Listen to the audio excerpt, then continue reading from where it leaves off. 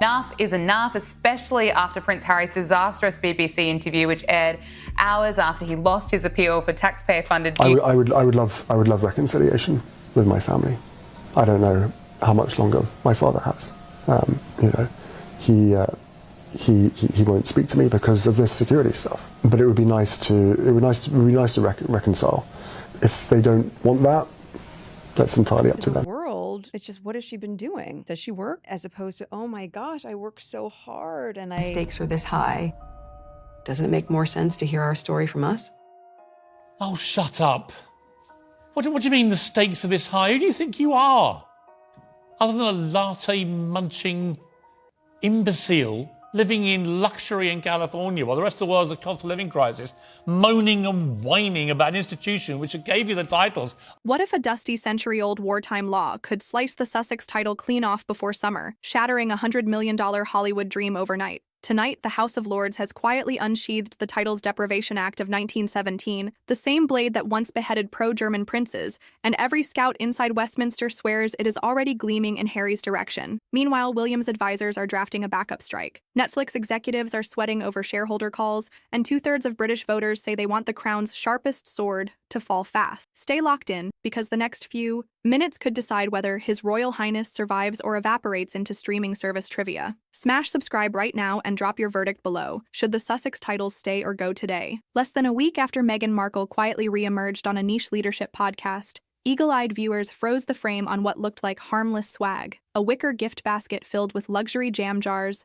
artisan teas, and a crisp ivory card embossed in gold. Zoom in, and there it was, the forbidden crest reading, Her Royal Highness the Duchess of Sussex. Under the 2020 Sandringham deal, that styling was supposed to vanish from any commercial venture, yet here it gleamed on a thank you note, destined for social media. Courtiers who have spent 4 years insisting the Sussexes are merely private citizens recoiled. Tabloids splashed the image across front pages. Inside Buckingham Palace, aides muttered that the slip wasn't a blunder at all, but a test balloon to see how far the couple could push the line. The backlash was instant. Breakfast shows replayed the screenshot on loop, constitutional lawyers debated whether a podcast gift counts as monetization, and one backbench peer reportedly fired off an urgent memo titled Potential Breach of 1917 Act, Sussex Case. Within hours, Westminster WhatsApp groups lit up with links to the Titles Deprivation Act of 1917, a relic forged to punish German-friendly royals during World War I. For critics, the basket became Exhibit A, proof Harry and Meghan still trade on titles they vowed to shelve. Supporters called it harmless courtesy merch, yet polls swung hard. Nearly 2/3 of Britons told researchers the couple had crossed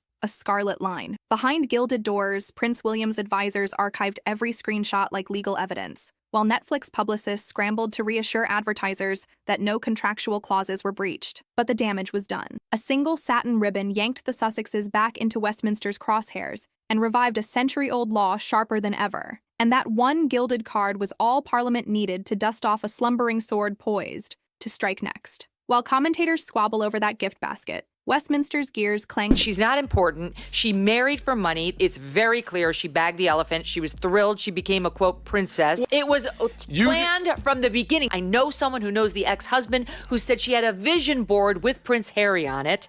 Before they met? Yeah. If you don't like her, it's not your fault. It's because she's extremely unlikable. She has the non-it factor. It's amazing. She's actually good at this. Into motion. Conservative grandee Lord Hemsworth marched through the House of Lords library, carrying a dog-eared copy of the Titles Deprivation Act of 1917, the emergency statute King George V wielded to sever German-leaning cousins from the crown. At his side was crossbench ally Baroness Roth, a former constitutional lawyer who knows every dusty clause like hymn verses. By noon, they had deposited a 5-page motion at the table office, formally requesting that the act be invoked against the Duke and Duchess of Sussex for conduct injurious to the dignity of the crown. Clerks stamped it, peers gasped, and centuries-old oak panels soaked up the scandalous echo. Phase 2 followed with military efficiency. The Lord Privy Seal scheduled first reading for the Monday after the spring recess. Committee scrutiny is penciled for early June, and sympathetic MPs have already drafted Commons amendments in case the Lords' version stalls.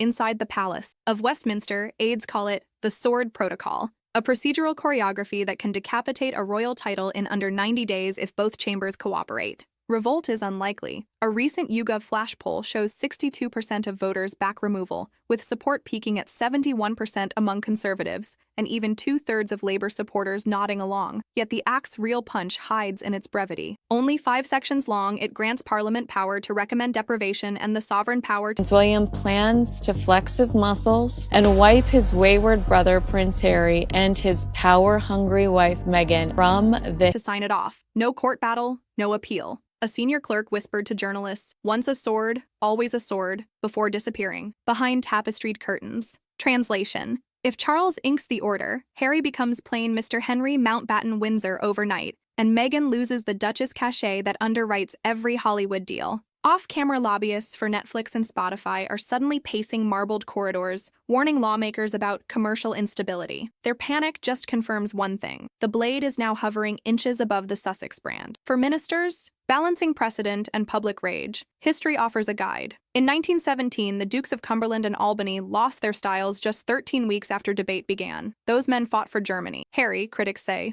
fights for Netflix. The Act judges conduct, not severity. Each televised complaint, memoir jab, and brand deal becomes evidence. Palace insiders whisper a bulging dossier now lies in the King's red box, stamped urgently. The countdown, they warn, that the once carefree, fun-loving prince has turned into a miserable moaner, lashing out from the depths of his paranoia at a world he thinks is conspiring against him, has begun, and the clock is ticking fast. Behind Buckingham's curtained windows, 2 vastly different strategies are unfolding. King Charles prefers the traditional Windsor tactic of strategic silence. Courtiers say the monarch keeps a sealed envelope of draft letters patent in his red box, a ready-made eraser that could delete the Sussex dukedom with a single signature, but only when public mood turns unmistakably hostile. For now, Charles waits, gathering dossiers and pretending every question about Harry is mere family business. His thinking, says one aide, is chess, not checkers. Let Parliament draw the fire, then step in as a calm arbitrator once the nation is already cheering. Prince William, however, has run out of patience. Friends claim he exploded after seeing Meghan's HRH gift card screenshot, calling it brand theft in broad daylight.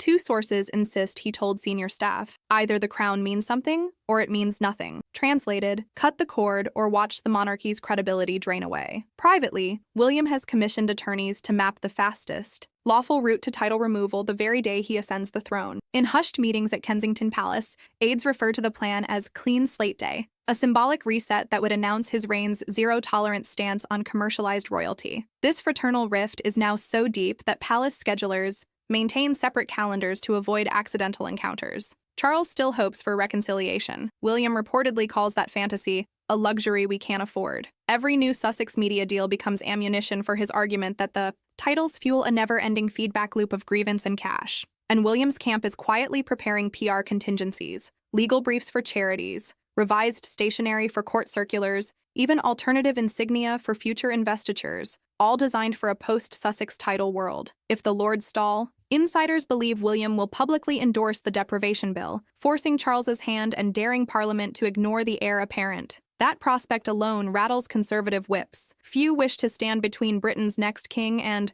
a 62% public mandate. Yet numbers can shift overnight, especially when media coverage turns selective. So where does the broader nation truly stand? The latest polling offers a brutal reality check, and it's coming up next. Outside the palace walls, the court of Maya, public opinion has already delivered a provisional verdict, and it is harsher than anything Parliament could draft. A Snap YouGov survey released hours after the gift card controversy found that 62% of Britons support removing the Sussex titles outright, with backing soaring to 71% among Conservative voters, and resting at a solid 68% for Labour. Even younger viewers, usually sympathetic to celebrity-style rebellion, are drifting. 48% of 18 to 24-year-olds now say the couple have over-leveraged their royal status and should accept the consequences. A parallel Savanta poll showed 52% of otherwise apolitical respondents believe the pair have bitten the hand that fed them, proof the discontent is crossing party lines. In Sussex itself, once awash in bunting for its fresh-faced Duke and Duchess, local phone-ins crackle with callers who declare that Harry represents Netflix more than their historic county.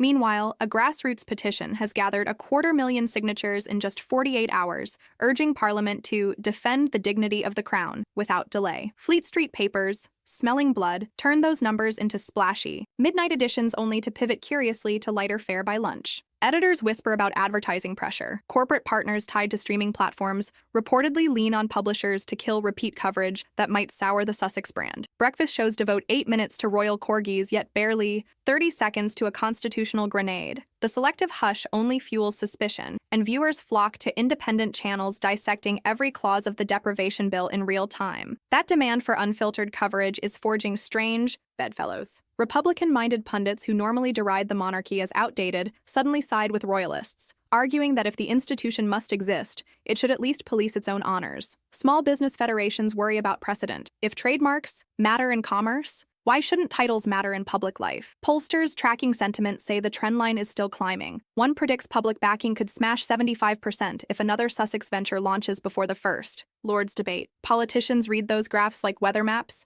and corporate boardrooms do too. In Los Angeles, entertainment lawyers are already modeling worst-case scenarios for a brand built on royal sparkle. Because if sympathy collapses at home, Hollywood's risk-averse financiers will feel the chill first, and the fallout could dwarf anything an antique statute delivers. Hollywood is clutching its pearls because the Sussex title is far more than window dressing. It's the glitter glued onto every slice, a contract the couple have signed since landing in Montecito. Netflix's original Memorandum of Understanding, inked for a reported $100 million, references them 10 times as their Royal Highnesses and promises viewers unprecedented palace access. Remove HRH, and half the pitch evaporates. One streaming strategist whispered that investors would rather bankroll a fresh Bridgerton spin-off than a dethroned docuseries. Advertisers sense the shift like sharks tasting blood. A Swiss watchmaker has postponed an Archwell partnership, reveal until the Lord's vote. Two global nonprofits, courted to co-brand a Sussex mental health film, have frozen talks, fearing backlash for politicizing philanthropy. Even Meghan's talk show pivot is wobbling. Without Duchess on the marquee, she risks joining a crowded influencer queue chasing afternoon airtime. An entertainment lawyer leaked a spreadsheet showing potential endorsement earnings plummeting 38% the moment the dukedom disappeared. Behind closed doors, Hollywood agents are gaming scenarios. Keep the Duke, drop HRH, is Plan Bronze. Lose both titles but salvage Prince, is Plan Tin. Full removal is Plan Lead, the nuclear option. Each downgrade slices syndication residuals, foreign rights bids, even future book advances. Harry's sequel to Spare attracted 8-figure offers last year. Publishers have since trimmed projections by a third, nervously watching British polling numbers edge higher. Yet Tinseltown still worships high drama. If Westminster swings the axe, studios may rush to option the spectacle itself: parliamentary intrigue, family betrayal, monarchy colliding with celebrity commerce. Conflict sells, and the Sussexes remain click magnets in a trench coat. The looming question is whether they can script that narrative or merely star in someone else's chronicle. Up next, the ticking legal clock inside Charles's Red Dispatch box, and how one royal signature could render every Hollywood contingency obsolete overnight. Wall Street analysts already model a 2% Netflix churn if royal mystique fades. Advertising chiefs warn the brand's Q rating could crater within a single quarter. A leaked Beverly Hills PR brief, nicknamed Project Redwood, urges the couple to publicly pivot hard toward eco-philanthropy, code for ditching the tiara, hugging a tree. Buckingham Palace thrives on ceremony, yet the clock stalking Harry and Meghan now ticks in unforgiving parliamentary minutes. Lords' debate on Lord Hemsworth's deprivation bill begins exactly 14 days from tonight. Committee scrutiny follows. A fortnight later, and if every clause survives, the Commons could pass it before the summer recess ends in late July. That timeline pitches King Charles into a constitutional squall, just when he would rather be reviewing Trooping the Color parade sheets. Courtiers whisper that he detests last-minute drama, so aides have already drafted public statements, Privy Council briefings, and a contingency broadcast timed for the BBC's 6 o'clock slot. At the same time, a cross-party steering group is preparing emergency etiquette guidance for broadcasters, predicting that a live royal title stripping could pull audiences rivaling a wedding or a state funeral. The mere possibility is sharpening every quill in Westminster. While Charles projects grandfatherly calm, his legal advisors are scouring centuries of precedent to keep the Crown's authority lawsuit-proof in the TikTok age. Cabinet Council confirmed the Titles Deprivation Act leaves no path to the Supreme Court. One aide calls it a constitutional guillotine, one drop, no reattachment. That permanence unnerves Hollywood more than any opinion poll. Internal Netflix risk papers, codenamed Amber Sparrow, forecast valuation losses of up to 60% within a single quarter should the dukedom evaporate.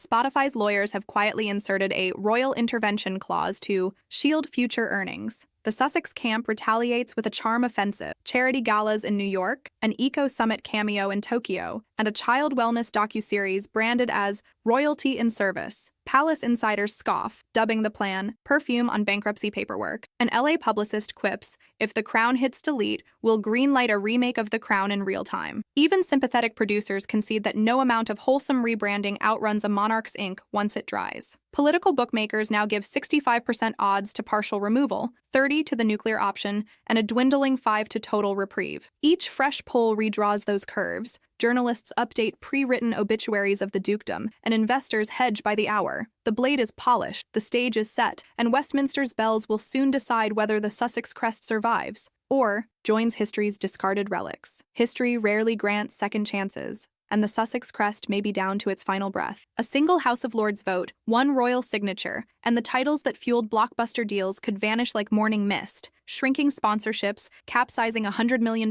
brand, and rewriting modern monarchy politics truly overnight. Whether you see it as overdue justice or a constitutional overreach, the next 8 weeks will decide far more than 2 names on embossed stationery. They'll reveal whether royal honor still outranks celebrity commerce in 21st century Britain. So what do you think? Should the crown swing the sword or sheath it? Tap subscribe, ring that bell, and drop your verdict below. The comments may be the first chapter of tomorrow's history books.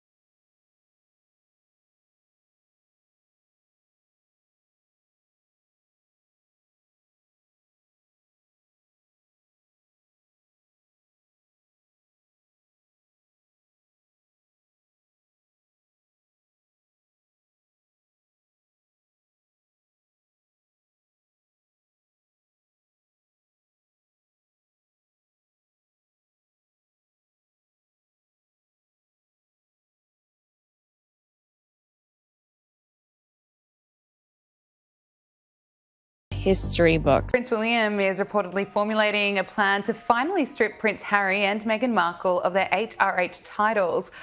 Well, Her Royal Highness Meghan Markle, Duchess of Sussex, is about to be stripped of her official title. It's hardly a secret that the palace has already conducted secret meetings with members of the government to discuss putting the plan into action. Are you joking? It's bad. This is terrible.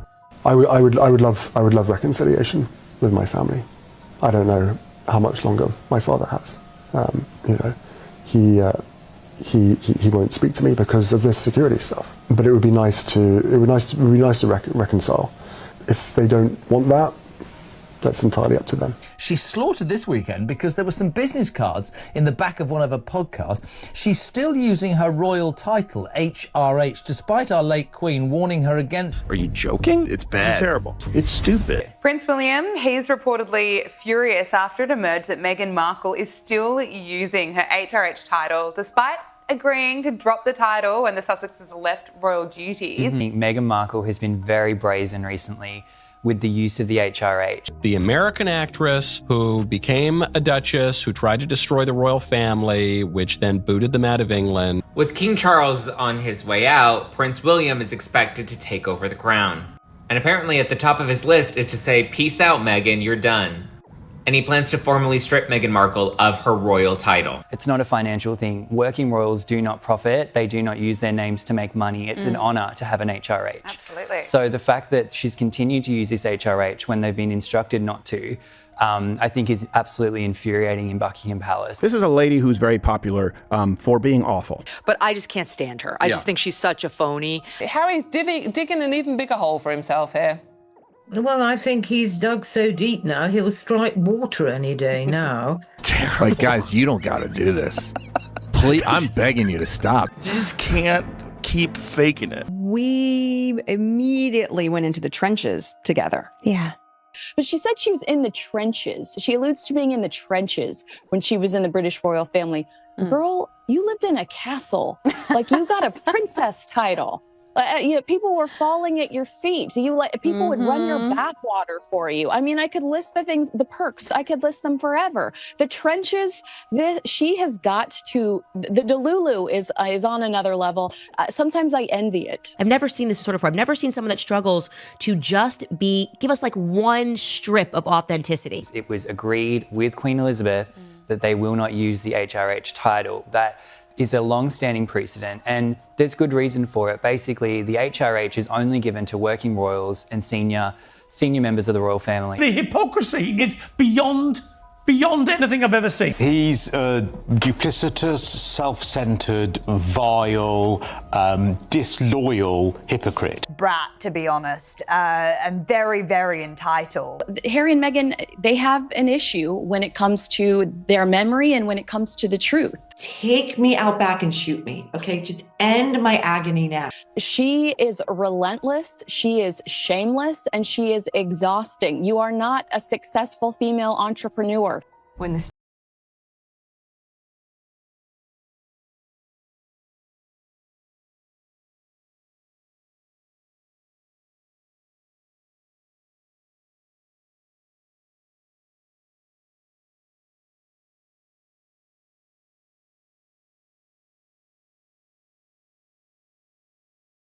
on which you now trade millions of dollars. What are you talking about? What stakes? You're in America now, and we don't give a shit about you. You're not our fucking prince. You'll never be king. We hate your wife. Stay at home in your $29 million mansion, all right? Oh my God, I can't even. These two, Meghan and Harry, are the worst. Welcome back to Tea Time with Tina. Westminster just pulled the pin on a constitutional grenade, and the shrapnel is aimed straight at Prince Harry's royal crest. For years, the runaway prince has waltzed across red carpets, Netflix sets, and primetime therapy couches flaunting a dukedom, minted by Birthright. But tonight, behind oak-paneled doors older than the United States itself, the House of Lords whispered the 5 words every titled aristocrat dreads: motion to deprive the title. Now, when Meghan Markle and Prince Harry decided to leave the royal family, they agreed with Queen Elizabeth that they would not use their official title, His Royal Highness or Her Royal Highness, in any commercial capacity. And despite that, Meghan has now readopted Meghan, Duchess of Sussex. But not only that, she's also started to use Her Royal Highness, Duchess of Sussex. In case you didn't know, the British Crown keeps its sharpest blades sheathed in dusty statute books, and one of those blades is the Titles Deprivation Act of 1917, a wartime relic that chopped honors off German-friendly royals faster than you can say Kaiser. Back then, cousinhood with the enemy equaled exile. Fast forward a century, and the enemy isn't wearing a spiked helmet. He's wearing a California hoodie and streaming deals worth 9 digits. Harry may think history is just an optional Netflix category, but Parliament remembers every chapter. Now, before we dive in, don't forget to like and subscribe because let's face it, I'm nothing without your support. Now back to the tea. Picture Westminster in 1917. Zeppelins overhead, suspicion in every pub, and King George V signing away his relatives' princely styles with an ink pen colder than a London draft. The act was brutal, swift, and unapologetic. Exactly the vibe roiling through the red benches tonight. One lord, clutching a copy of that century-old decree, reportedly murmured, "Once a sword, always a sword." Translation: the monarchy never truly forgets. Harry's no enemy combatant, but public patience claims he's crossed a scarlet line. Now, the king can end this feud, but not by shaking hands with this treacherous little weasel, but by stripping him and his wife of the royal titles that they love to use for commercial gain without doing any of the work. Trading state secrets of palace life for Hollywood applause. And under British law, you don't need to spy for the Kaiser to lose your dukedom. You only need to trash the crown's dignity on international syndication. But of course, the real measure of success of both of them will be the same as it always has been. How much damage can they inflict on our royal family, on our monarchy? I've said it before, I'll say it again tonight. King Charles should strip them of all their remaining titles and cast them out from any connection to the royal family. How could any of them trust them, as far as I could throw them? Because without it, they're just whining millennial windbags with a permanent victim complex, knowing that victimhood is what makes them all the money. The paperwork is not a stunt. Senior Conservative grandee Lord Hemsworth has teamed up with crossbencher Baroness Rothley to table what insiders dub the Dignity of the Crown Act. Clause 1, no noble title may be leveraged for foreign political gain or commercial propaganda. Clause 2, violations trigger immediate suspension pending royal assent. Being that Meghan and Harry are not official members of the royal family anymore because they stepped down, they're not allowed to use their HRH title. Meghan has said through a representative today that she is not using the HRH title. We have literal, tangible proof. Now, Meghan, just last week, she did her first long-form sit-down podcast interview. She showed a basket that she had sent to the host of the podcast as a thank you for allowing her to come on. And here you can kind of zoom in here and it says, with the compliments of Her Royal Highness, the Duchess of Sussex. Yeah, she's gaslighting, she's lying, absolutely. And this is just another one of those examples of Harry and Meghan disrespecting the Queen. I know she is no longer here, but that does not mean that the rules don't apply to you any longer. Whispered copies circulate like contraband cigars, each stamped confidential in imperial crimson. A clerk, who spoke under the kind of anonymity that makes MI5 look chatty, told us this isn't theater, the forms are in the vault. He could be plain Mr. Henry Mountbatten Windsor by Christmas. The establishment, famous for slow boils, is suddenly running the stove on high. Westminster's marble hallways echo with phrases like actual malice, smear campaign, and bombshell evidence. Yet switch on mainstream breakfast TV, and you'll get a fluffy segment about royal corgis. Coincidence? Or a coordinated media hush? You decide. Pollsters across the kingdom dialed every postcode from Land's End to John O'Groats. The result? 62% of Brits, yes, a solid fish and chips majority, want the Sussex title tossed into the Thames. A new poll by Find Out Now has revealed that most of the public is supporting the king in this family feud, ongoing family feud, after Harry's bombshell BBC interview. It follows the Court of Appeal's decision to not overturn the ruling on his security in the UK. Among Conservative voters, enthusiasm skyrockets to 71%. Labour supporters clock in just a breath behind at 68. Even Sussex locals confess on camera. He's a random dude selling family gossip. He doesn't represent us, he represents Netflix. Meanwhile, tabloid front pages run splashy headlines at dawn, only to vanish by lunchtime behind Celebrity Bake Off updates. One seasoned Fleet Street editor grumbled, Bosses upstairs keep killing the stories. Too many advertising dollars on the line. If that's not a textbook media cover-up, it's at least a suspicious editorial diet. Viewers smell the censorship and flock to channels like ours for the unfiltered dish. Now here's where it gets even crazier. Remember when royals opened hospitals and cut ribbons? Harry opens Netflix tabs and cuts million-dollar deals. The 100 million pounds docuseries painted the palace as a viper pit and Harry as the snake whisperer. Now,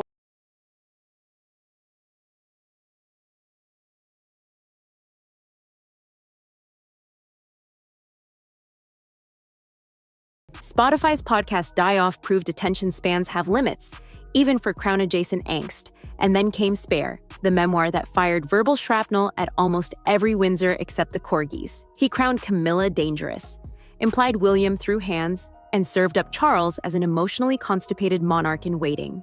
Meghan, ever the strategic queen on this chessboard, merchandises victimhood with couture precision, sobbing in Calvin Klein, healing in sunshine filters, and reminding America that Buckingham Palace is basically the final boss of systemic oppression. When the stakes are this high, doesn't it make more sense to hear our story from us? Oh, shut up. What do you mean the stakes are this high? Who do you think you are? Other than a latte-munching imbecile living in luxury in California while the rest of the world's a cost of living crisis, moaning and whining about an institution which gave you the titles on which you now trade millions of dollars. What are you talking about? What stakes? Critics say she's weaponizing her duchessness while waging war on the very system that minted it. Supporters claim it's free speech. The House of Lords calls it grounds for revocation. Yet Netflix boardroom loves the conflict, scandal sells, and the Sussexes are click magnets in a trench coat. One anonymous Hollywood agent joked, "They're like the royal Kardashians. If Kris Jenner wore a tiara." Savage? Yes. Profitable? Yes. But profit has a half-life. Radioactive today, inert tomorrow. Parliament is betting on tomorrow. While Harry live-streams grievances, King Charles III practices the ancient Windsor art of strategic silence. Palais insiders leak that he's holding draft letters patent, essentially royal erasers, to scrub the Sussex title if Parliament drags its feet. It would be the Andrew precedent on turbo mode. Charles's calculus? Let the democratic machine clank and clatter first, then swoop in as the serene arbiter. Prince William, sources claim, is done with half measures. He allegedly told aides, either the brand means something or it means nothing. Translation, cut the cord. Palace courtiers, famous for subtlety, have stopped correcting reporters who call Harry simply Mr. Mountbatten Windsor. That's the royal equivalent of removing someone from the family group chat without warning. Brutal, yes. Effective, absolutely. Imagine tomorrow's headlines. Netflix renegotiates Sussex deal after title loss. Corporate sponsors dislike loose cannons without a crest. Bankers fear lawsuits when brand promises crumble. One entertainment lawyer faxed us sheets of worst-case projections. Drop the dukedom, and the couple's brand valuation plunges by up to 60% overnight. The Archewell charity? It might limp on, but donors chasing royal sparkle could vanish faster than you can say philanthro PR. Hollywood whispers claim Meghan's prepping a solo pivot. Think talk show circuit, lifestyle empire, maybe even a Senate run. But without the Duchess prefix, is the magic gone? As one studio exec quipped, if she's just Meghan Markle, she's competing with every influencer who owns a ring light. Harsh? Sure. Accurate? Time will tell, but Harry's predicament is worse. Strip the dukedom, and he's a memoirist with a diminishing shock factor. Publishers salivate over scandal, until scandal becomes cliché. Spare too. Even Sparier won't hit the same without an HRH on the spine. Mark your calendars. The petition faces initial debate next fortnight, with Commons readings queued for early summer. Multiple MPs reportedly demand access to a so-called Netflix lobby memo, hinting at back-channel pressure to squash the act. If that document surfaces, we're talking Watergate-level spectacle with a royal flavor. Sources swear it names executives, PR firms, and yes, at least one A-list director acting as informal envoy. Will the mainstream networks air every minute? Don't count on it. Corporate ties are sticky, and Sussex Ratings once bought beachfront property in prime time. That's why this channel exists, to slice through spin with the sharpness of a lord's quill. So buckle up, smash that subscribe button, and ring the bell like you're tolling Big Ben at midnight. because the next episode could vaporize a 1,000-year-old title and expose a media machine that prints fairy tales for profit. Harry's royal crest is dangling by a single fraying historical thread, and Westminster is holding scissors.